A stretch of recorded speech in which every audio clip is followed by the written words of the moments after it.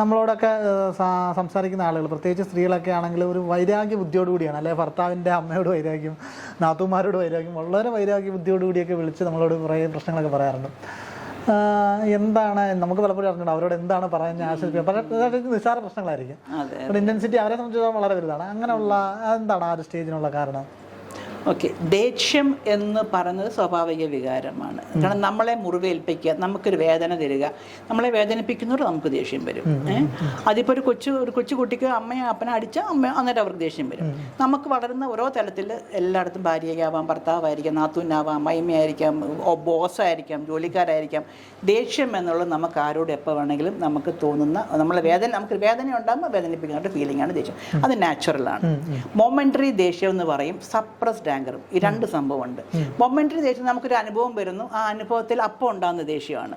അത് കുറച്ച് കഴിയുമ്പോൾ അങ്ങ് പോകും. അല്ലെങ്കിൽ നമ്മൾ അന്നേരം ഒന്ന് പൊട്ടിത്തെറിക്കും, ദേഷ്യപ്പെടും. അല്ലെങ്കിൽ കുറേ കഴിയുമ്പോൾ നമ്മുടെ മനസ്സിൽ പിന്നെയും അതൊന്നും മനവെക്കത്തില്ല, നമ്മൾ വളരെ കൂളായിട്ട് റിലേറ്റ് ചെയ്യും. പക്ഷെ സപ്രസ്ഡ് ആങ്കർ എന്ന് പറയുന്നത് എന്താണെന്ന് ചോദിച്ചാൽ, നമ്മളുടെ ഓരോ ദേഷ്യങ്ങളും, നമുക്ക് ദേഷ്യപ്പെടുത്തുന്ന അവസ്ഥകൾ, ആ ദേഷ്യം ഉണ്ടാകുന്ന ഫീലിംഗ് പ്രകടിപ്പിക്കാൻ കഴിയാതെ നമ്മളത് ഉള്ളിൽ അടിച്ചമർത്തും. ഉള്ളിൽ അടിച്ചമർത്തി വെക്കുന്നത് അത് കുറേ വർഷങ്ങളുടെ അടിച്ചമർത്തൽ കാണും. ഇതിനെ നമ്മൾ സപ്രസ്ഡ് ആങ്കർ എന്ന് പറയും. സപ്രസ്ഡ് ആങ്കർ ഭയങ്കര പ്രശ്നം ചെയ്യും. നമുക്ക് ശാരീരികമായ പ്രശ്നങ്ങൾ ഒത്തിരി ഉണ്ടാക്കും. നമ്മുടെ ഈ സപ്രസ്ഡ് ഇമോഷൻസ്, സപ്രസ്ഡ് പെയിനും അല്ലെ ഗ്രീഫ്, അതുപോലെ സപ്രസ്ഡ് ആങ്കർ, സപ്രസ്ഡ് ഗ്രീഫും പെയിനും ഉണ്ടാക്കും. ഇതൊക്കെ നമ്മുടെ ശരീരത്തിലെ സൈക്കോസൊമാറ്റിക് ഡിസീസ് എന്ന് ഡോക്ടേഴ്സ് പറയും. നമ്മുടെ ശാരീരികമായ അവയവങ്ങൾക്കൊന്നും കുഴപ്പം കാണില്ല, പക്ഷേ രോഗാവസ്ഥയാണ്. പിന്നെ സൈക്കോസൊമാറ്റിക് ഡിസീസ് എന്നുള്ള ഗണത്തിലാണ് അവർ പെടുത്തിയത്. മാനസികാവസ്ഥയുടെ പ്രശ്നം കൊണ്ടുണ്ടാകുന്ന രോഗങ്ങളാണ്. അപ്പോൾ ഇവിടെ ഈ സപ്രസ്ഡ് ആങ്കർ ചിലപ്പം വളരെ കുട്ടികളായിട്ട് നിൽക്കുന്ന ആ ഒരു സ്റ്റേജ് തൊട്ടേ ഉള്ള അവസ്ഥകൾ കാണും. അവർ പേരൻസ് വളരെ ക്രൂരമായ രീതിയിൽ പണിഷ് ചെയ്തിട്ടുള്ളതായിരിക്കാം. ഒരിക്കലും എന്നോട് ഒരാൾ പറഞ്ഞിട്ടുണ്ട്, ആൻറ്റി ഇത് എവിടെ വേണമെങ്കിലും പറഞ്ഞോളാൻ, കൂട്ടുകാരുടെ കളിക്കാൻ പോയി എന്നുള്ളതേ ഉള്ളൂ തെറ്റ്, കുഴപ്പം.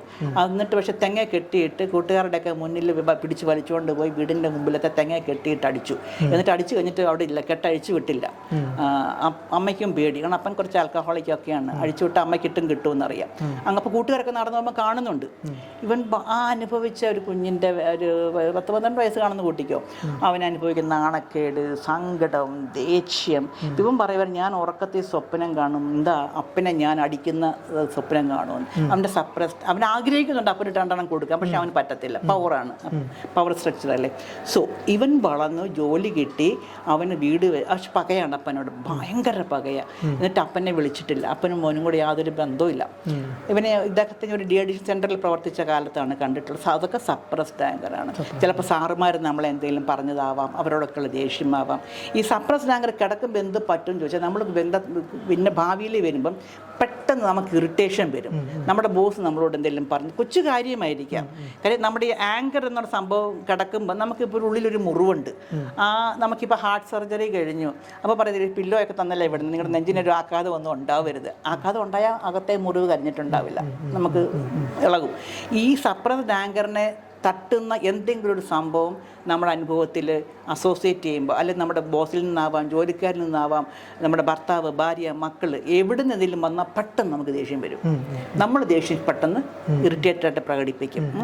അപ്പം ഇത് ഈ സപ്രസ്ഡ്. അപ്പം നമ്മൾ കൗൺസിലിങ്ങിന് വരുമ്പം നമുക്ക് മനസ്സിലാകും ഇവർ ഇത്രയും പൊട്ടിത്തെറിക്കുന്നതിൻ്റെ കാരണം ചിലപ്പോൾ നമ്മുടെ സപ്രസ്ഡ് ആങ്കർ ആവാം. എല്ലാം അങ്ങനെ ആവണമെന്നില്ല, ചിലപ്പോൾ ആവാം. എല്ലാം അങ്ങനെ ചിലപ്പോൾ അതൊന്നുണ്ട്. പിന്നെ ഇത് രണ്ടുണ്ട്. പിന്നെ അത് ചിലത് ആങ്കർ പ്രകടിപ്പിക്കുന്ന രീതിയിലുള്ള വ്യത്യാസം. ചിലർ ഭയങ്കരമായിട്ട് പെട്ടെന്ന് പൊട്ടിത്തെറിക്കും, ചിലർ വളരെ പെതുക്കെയായിരിക്കും. ആങ്കർ എക്സ്പ്രസ് ചെയ്യുന്ന രീതി, അത് ആങ്കർ മാനേജ്മെൻറ്റ് ഒരു വലിയ പരിപാടിയാണ്. വലിയൊരു വർക്ക്ഷോപ്പിൻ്റെ സംഭവമാണ് ആങ്കർ മാനേജ്മെൻറ്റ്. ഇവിടെ നമ്മൾ വരുന്ന ആൾക്കാർക്ക് കൗൺസിലിങ്ങിൽ വരുമ്പോൾ അവർക്ക് ആങ്കർ തെറാപ്പി ആവശ്യമായിട്ടുള്ളവർക്ക് ആങ്കർ തെറാപ്പി കൊടുക്കും. സപ്രസ്ഡ് ആങ്കർ മാറ്റും, സപ്രസ്ഡ് ഗ്രീഫ് മാറ്റും എന്നുള്ള തെറാപ്പി ഉണ്ട്. അതോടൊപ്പം തന്നെ ആങ്കർ മാനേജ്മെൻറ്റ് പഠിപ്പിക്കും. ആങ്കർ വളരെ സ്വാഭാവികമായിട്ടൊരു ഫീലിംഗ് ആണ്. അത് എങ്ങനെ പ്രകടിപ്പിക്കണം?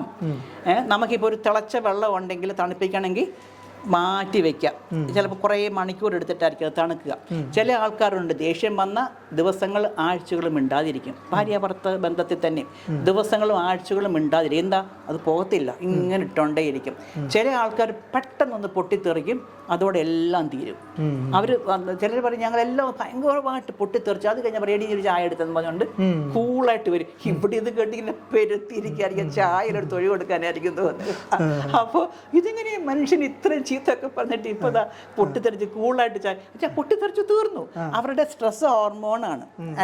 സ്ട്രെസ് ഹോർമോൺ പൊട്ടിത്തെറിച്ചപ്പോഴങ്ങ് പോയി. അപ്പോൾ അത് പലരും പല രീതിയിലാണ്. അതൊക്കെ നമ്മൾ ആങ്കർ മാനേജ്മെൻറ്റൊക്കെ കൗൺസിലിങ്ങിൽ നമ്മൾ പല different way of anchor expressions ഉണ്ട്. ഞാൻ 2 എക്സ്ട്രീമാണ് പറഞ്ഞത്. ഇതിനിടയ്ക്കുള്ള ഒത്തിരി ടൈപ്പ് ഓഫ് ആങ്കർ എക്സ്പ്രഷൻസ് ഉണ്ട്. അത് നമ്മൾ ആങ്കർ മാനേജ്മെൻറ്റ് പഠിപ്പിക്കുമ്പോൾ നമ്മളിവിടെ കൗൺസിലിങ്ങിലും ചെയ്യിപ്പിക്കാറുണ്ട്. അതിൻ്റെ ഒരു പ്രത്യേക കോഴ്സും ഒക്കെ ഉണ്ട്.